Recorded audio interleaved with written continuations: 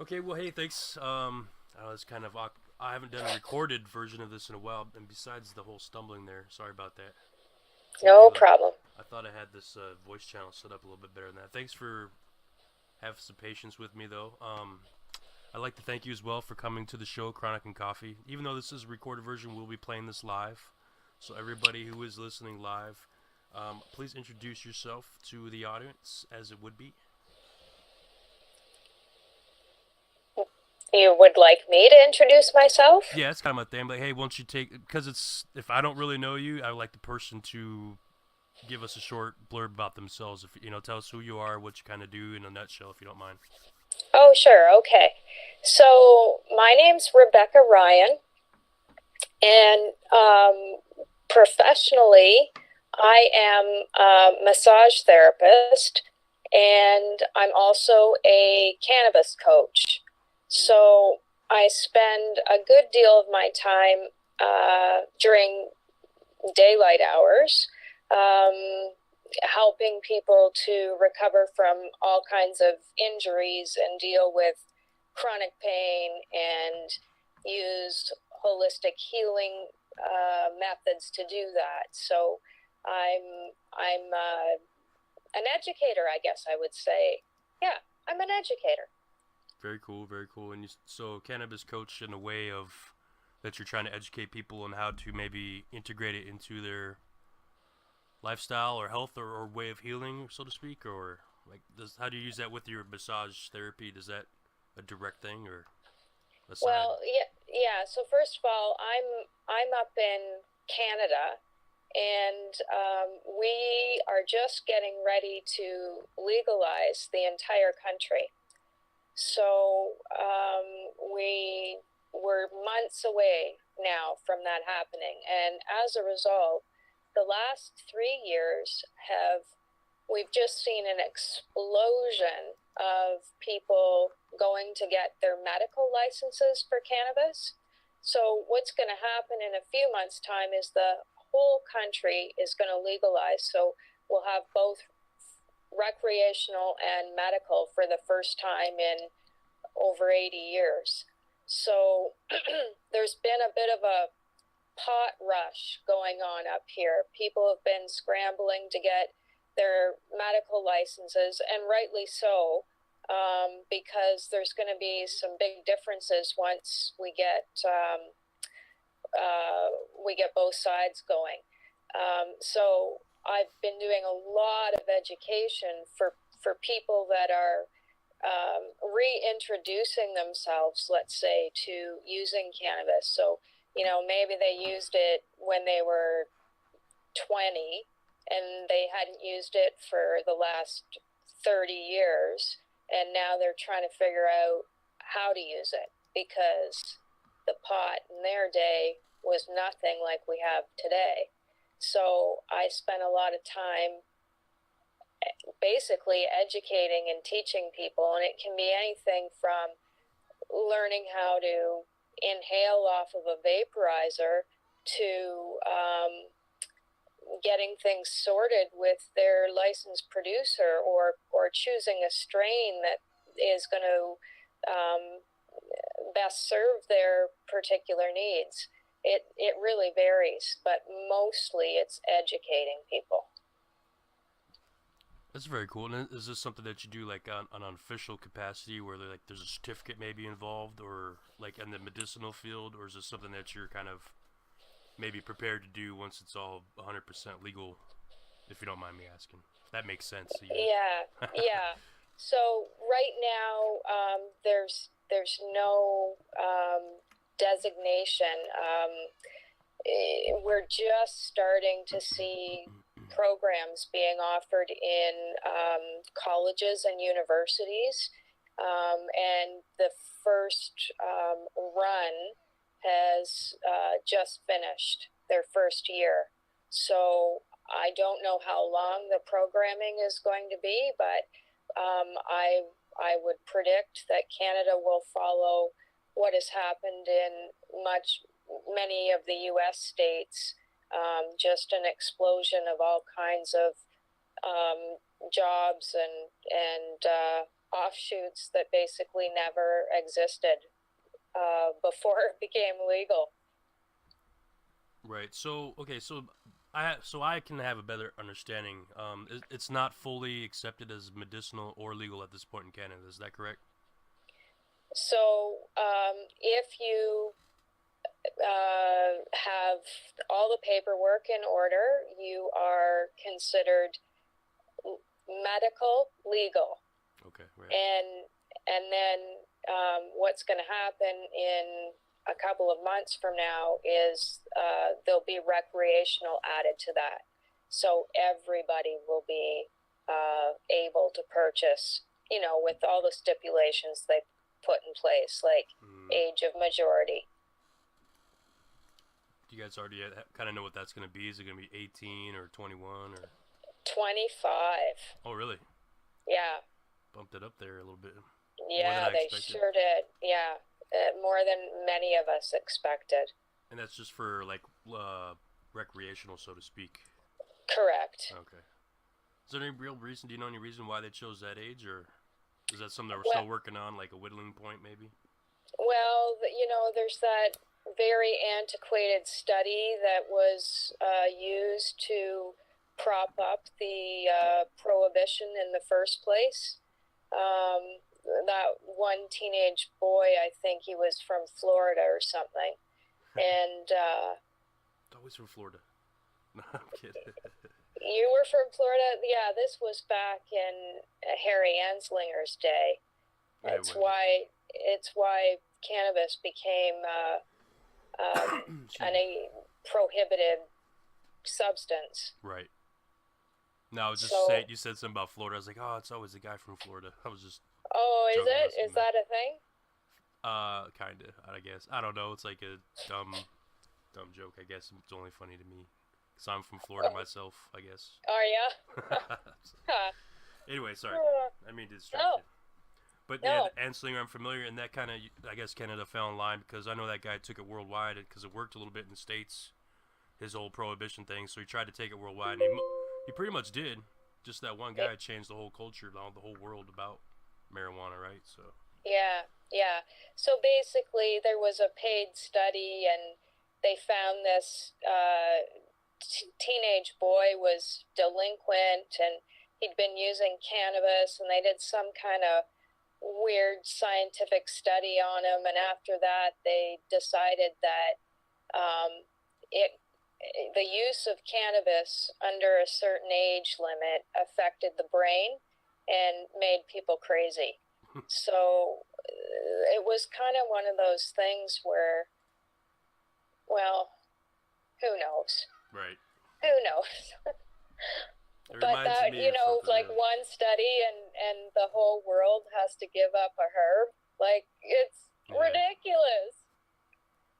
It's kind of frightening. Like, back then was, I don't know, let's say it was the early turn of the century, right? 1900s, 20s or something like, and so they kind of controlled all the information. And so if they got that one little study out to the people sure ate it up, I guess. Yeah. Well, the government wouldn't lie to them, would they? No, never. Never. The whole world got sucked into that one, though. But I think it's changing. I'm glad to see that Canada's making some moves. I guess Trudeau over there he's been under some heat because he kind of got elected. And it's just from a perspective, I'm not there. I don't really know. It's just media, right?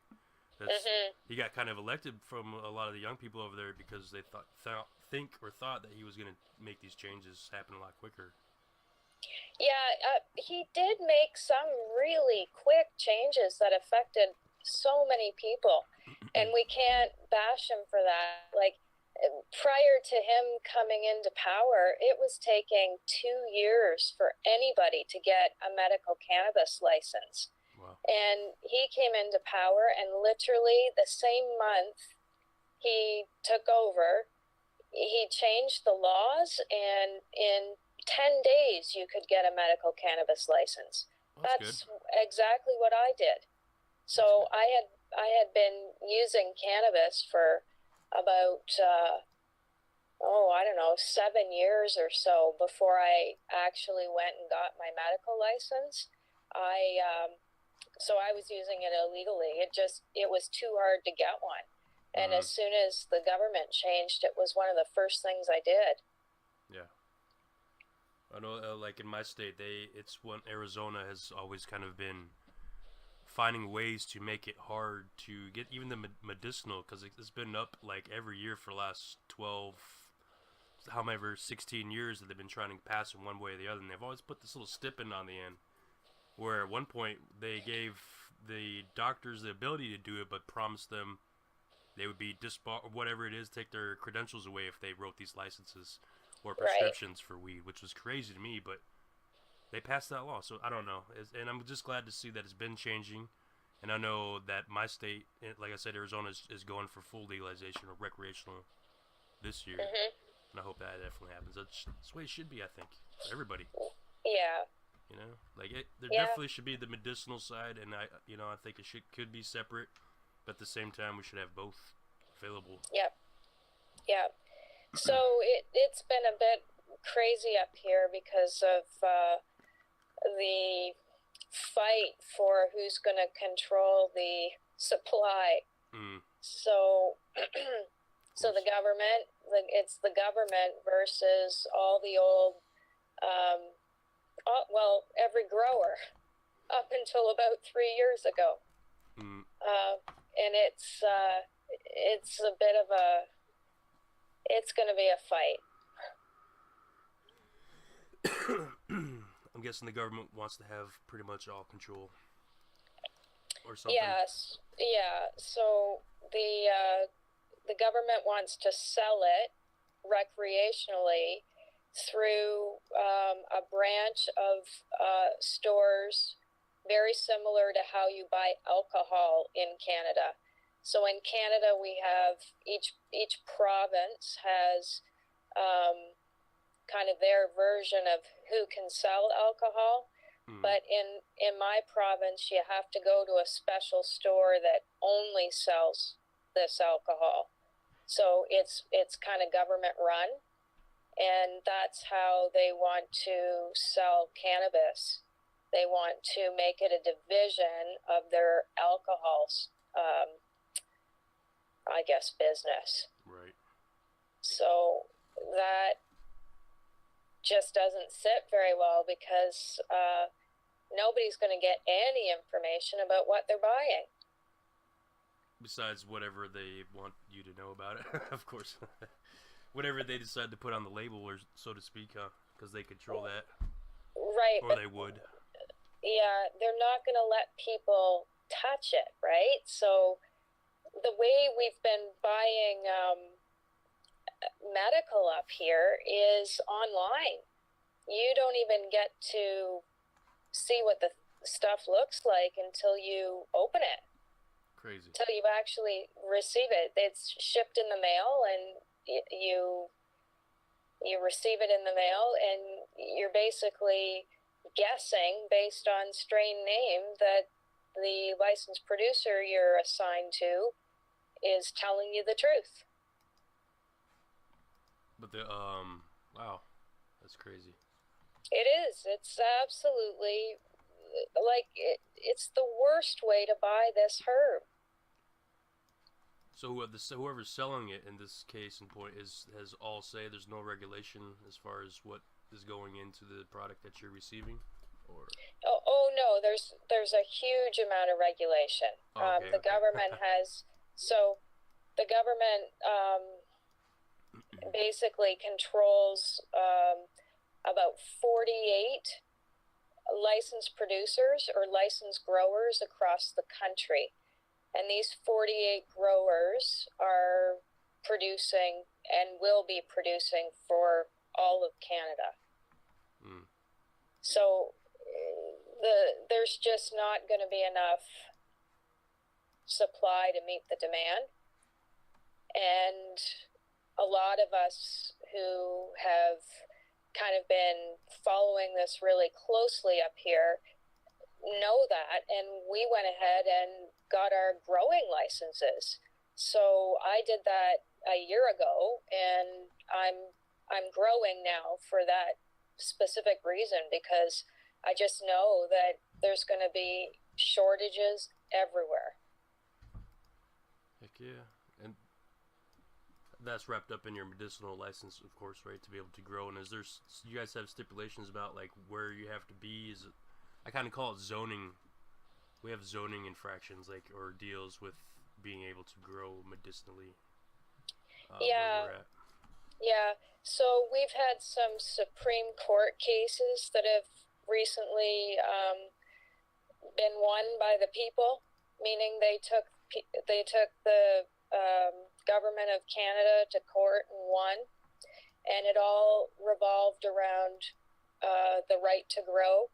So pretty much, you can grow anywhere if you're medical. Nice. That's awesome. I like the sound of that. Yep. Yeah, they have. I know they. I don't know if you know, but like where I'm at, I don't know if it's different in every state. I imagine that it's probably different wherever the counties are. I think it comes down to that. And if you, depending if you're, you have to be 50 miles away from a dispensary, and then you have to be so far away from like a school zone or something like that. It's crazy. Yeah. I think we would see that if the government up here lets the small mom and pop shops coexist. What they're trying to do is push them out and basically have a monopoly. So they've been going in and raiding and shutting places down, charging people right, left, and center. And, you know, everybody knows that this is a complete waste of taxpayers' dollars because the police the time is being wasted for these raids to occur and all these people to be arrested, and the cases are being thrown out. Oh yeah, that's because it's going to be legal this year. Yeah, by the time it would even go through the system, there's not enough time to prosecute it, huh? That's right. That's right. That is so a waste. It is a complete waste. But it's the government's way of basically securing their territory. I shouldn't laugh, but I laugh at things that aren't funny. So, dang it. Oh, that's It's not real funny. I've never met a cannabis enthusiast who isn't sarcastic.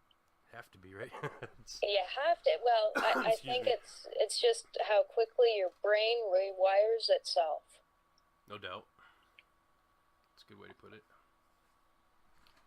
Yeah, wiring's a little different. Maybe that's why they don't want you smoking it by a certain age, because you're still kind of wiring yourself before you're 25, maybe. Yeah, absolutely. Absolutely. Like, by the time you're 25, you have more of a chance of having it all solid where it needs you to be. Don't smoke till then. Right. That's great. Our programming won't take. So I dig it. You've educated me quite a bit on what's going on over there in your neck of the woods, so to speak, in Canada, and your guys's. Hopefully it works out well. Definitely, I mean, you're not the first person I've spoken to from Canada who has to deal with those issues, so I'm definitely intrigued, and I will be paying attention. What else do you get into that we could talk about? Like, what is it that you Steam It about? What is your big thing, or maybe not even big thing, but something else that you do over here at Steam It? That you could share with us, maybe? I don't want to trivialize the first thing, but you know what I mean. Yeah, I can't even remember what the first thing was. Yeah, right? I just kind of started talking about whatever, so. Yeah, okay. So, yeah, I very rarely talk about the political aspect of cannabis in Canada. Mostly, I'm talking about my grows, because I'm a new grower, and cool. You know, I'm on my third grow right now. I'm probably about 3 weeks away from harvest, and this crop is looking really good. It's my biggest crop to date. I'm really proud of it. I'm growing in an 8x10 grow space, and I've got 18 plants, and they are beautiful. I'm so proud of them. Right on. Do you have some different strains coming out, or just one in particular? Yes. So I have different strains, and I really love to collect heirloom strains. So I've got two heirloom strains from Jamaica right now. So the thing is, these were genetics that were brought from Jamaica here, Hmm. and and I was given seed. So I grew them, and I'm now on my third generation of this plant. So I've really learned that, but I can't tell you what the exact strain name is. Sure. But if I had to guess, I'd say it's pretty close to a super lemon haze. Right on. Right on. Yeah. So, do you prefer like the sativa? I think lemon haze is kind of maybe a heavier sativa if it's a hybrid, ain't it? Yes. Yeah. So I love to choose the strain for the right pain, or the right time of day, the right activity, all that crap. Mm-hmm. So I often really enjoy using sativas during the day, and then, partway through, I'll flip into a hybrid, and then right to a heavy indica at night. Nice. Keep it rolling. Yeah, so I think that I'm probably I'd be chronic, I think. I like to I like messing with the sativas occasionally, but I don't know if for some reason if it's a hybrid, then it's got to be the indica heavy. For some reason, the sativas will get me going the wrong direction. Yeah, My anxiety or energy is too much. Like I vibrate too high. yeah, You know what I mean? yeah, yeah. There are sativas that I run from screaming. Right. Yeah, That's funny. yeah. They're just not. They're not pleasurable. Right. Like, and I don't know what. Maybe they just can't work that out, because Mm. I can't imagine anybody enjoys that. Yeah, it's like your high is a weird. It's not even like a weed high. I don't know. Maybe there's a better way to describe it, but for me, it's like just too zoomy or something. I don't know. I like to be laid back and chill, and some weeds just like, whoa, whoa. I don't know. Yeah, yeah. The paranoia factor is There you go. is Yeah. not nice. It is nasty. Anyway, Yeah, I have anxiety issues, so it doesn't help. The sativas usually aren't a friend of that for me for some reason. I like the indicas, helps me stay mellow. yeah, yeah. So, Agree totally. and are you gonna be putting up pictures or anything of your endeavors of your grow and your strains that you have developing, or? Yep. So, and I have been. I've logged Cool. everything, and if I'm doing something new or interesting, then I try to log that. So, the latest little hurdle that I've been grappling with is cloning, and it's been a really tricky thing for us. And it's kind of funny, but it's true. Um, like, we've just come out of winter. It's been winter for 6 months. I'm surprised any of us have fucking made it. I'm not kidding. Right. It was brutal. Um, so anyway, it's pretty tough to keep plants warm enough. We it sounds funny, and it is funny, Mm, but we really struggled with that. Keeping the right humidity level, keeping them warm enough, no doubt. and yeah, I'm a clone murderer. I confess. Well, from what I understand, it's not really that easy to begin with. I mean, some people can't even manage to grow a plant. So, doing the little Yeah, cutting and the things that you have to do and the nurturing you have to do for a clone, I imagine that would be a difficult thing for most people. yeah. Well, you just all you can do is keep trying. There I you go. mean, yeah. So you got some dead plants. You got some dead plants. It happens. It happens. Yeah. You got to pick it up and move it ounce. Yeah, yeah. Yeah, so Right on. been on Steam It now for well, it's coming up. It'll be 2 years in August. Really? Wow, that's a long time. Yeah, most people I've Yeah, talked to are like, oh, I've been around for a year, 2 years, huh? It's from almost the beginning. yep, pretty close. How can you tell us about how you found your way to Steam It? How did that happen for you? Yeah. So I follow a fellow named Dan Dix, and he produced Press for Truth, and he still produces Press for Truth. Mm-hmm. Quite popular on YouTube, but like so many great people, they're getting their material pulled Mm-hmm. and shut down basically. So Dan actually, I watched a YouTube video that he did, and he described Steemit, and I knew about Bitcoin already, and so when he mentioned that it was based on the platform was based on a cryptocurrency, I thought that's it. I'm sayonara Facebook. Okay. I'm gone. And that's exactly what happened. So I literally listened to a 25-minute YouTube video and came right and made my Steemit account and never looked back.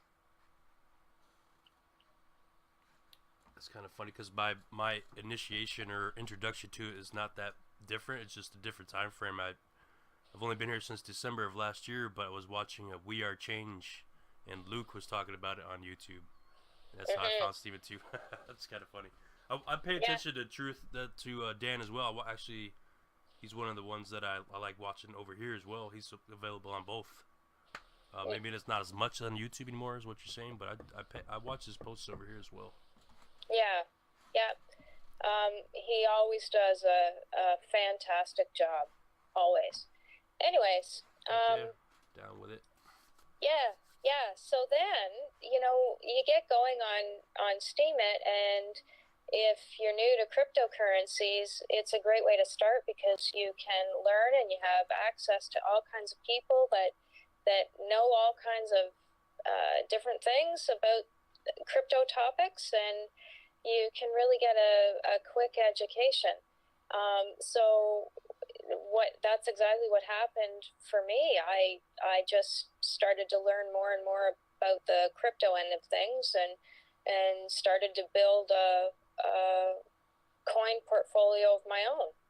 And it's been a roller coaster. So you have I can say more than Steam. That was kind of like your starter. You've expanded into other. Yep. Yeah, Steemit was the gateway. Have you found any success on Steam? Have you been able to use Steam as a token and to like either get other cryptos or use in real life applications? Oh yeah. Yes, I have. Very successfully, actually. So I decided that I wanted to test, because there's always part of you that goes, this isn't real. Yeah, I'm still kind of there. Yeah, see, like you're always thinking to yourself, yeah, I'm being fleeced here. So I decided that I would test it a couple of ways. So I cashed out some Steam, and in Canada we have a couple of different options in terms of companies that will provide gift cards. So they'll take crypto coin for gift cards, and there's probably over 400 gift cards to choose from. Really? So I took my Steam and I traded it for $100 grocery store card and $100 gas card. Okay.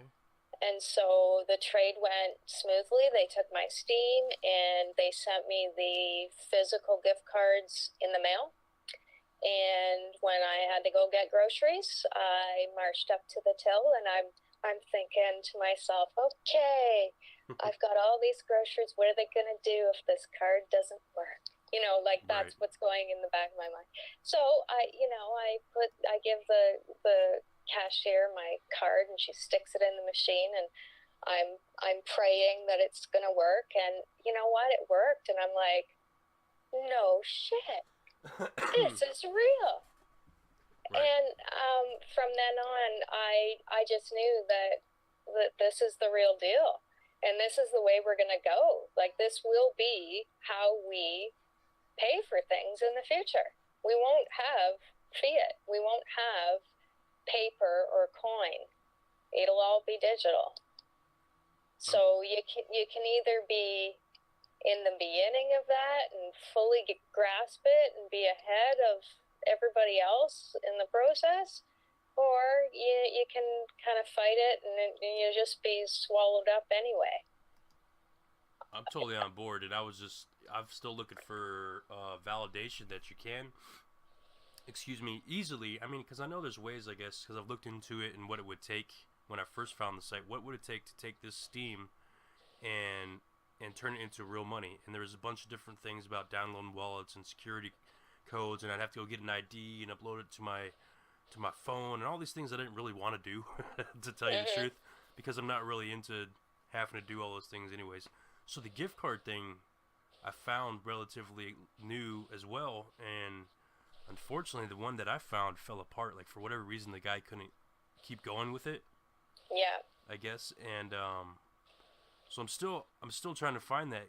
And you say, is that something you still use, or is that just because Canada is so open, maybe in their market, that there has so many available, you know what I mean, options? Because I haven't found any for me. There's Amazon things that I might be able to use. I'm not really sure even on that, Okay. but you know what I mean. Well, yeah. So the other thing that we did was we just converted the Steam through an exchange to Canadian dollars, and had the exchange then mail us a check. So we tested that two ways as well. We had them deposit money directly into a bank account, and we actually had them mail us a physical check, just so we could check that those ways would work. Right. And they worked? And they worked flawlessly. Awesome. Yeah, and surprisingly enough, when we looked at the check that was drawn, it came out of a bank downtown Toronto on Bay Street, which is our major financial district in Toronto. So completely legitimate. That's awesome. Yeah, I don't know, maybe that's the deal. None of the banks that I'm aware of are legitimately acknowledging that it exists or that it's money. I know that the state of Arizona has talked about accepting it as ways to pay your taxes, like the IRS taxes or state taxes you owe. Yep. But man, I'm gonna have to do some more research, because I'm still trying to find a way where I'm what they call a minnow or plankton, or like real small in the feed chain. So I don't have any Steam to get rid of right now or to do anything with, but I would like to. It's kind of part of my goal is to make some money off of this, and then be like pay my utility bills or even other things that come up in life. So yeah, so it is completely doable. Completely doable.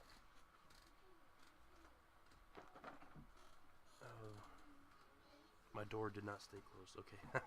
Yeah. That sounds good. I want to find ways to do it. That gives me hope. Yeah. So the big thing for people, you've got to get your reputation up. That, along with